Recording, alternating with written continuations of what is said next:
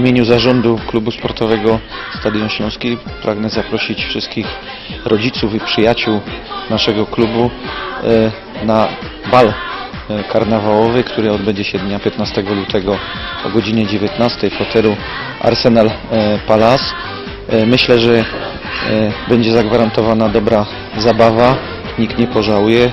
Inicjatywa po raz pierwszy, można powiedzieć, jeżeli się sprawdzi, będziemy to kontynuować. Serdecznie zapraszam. Jest nas dużo, nie da się ukryć. Tworzymy wielką siłę, ale nie wszyscy koniecznie się znają.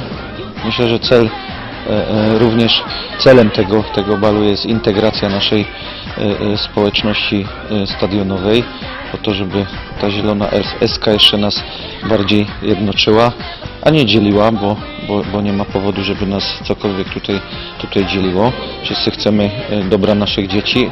Dzieci jest dużo, coraz więcej, także myślę, że rodziców coraz więcej. Myślę, że inicjatywa bardzo cenna.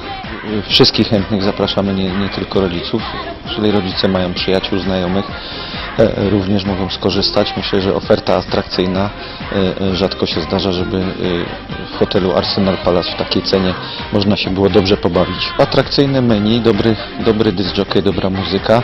No i przede wszystkim to, o co nam chodzi, aby była ta integracja, była ta atmosfera, byśmy wspólnie mogli, że tak powiem, oderwać się od trudów dnia codziennego, wyluzować i zabawić po prostu.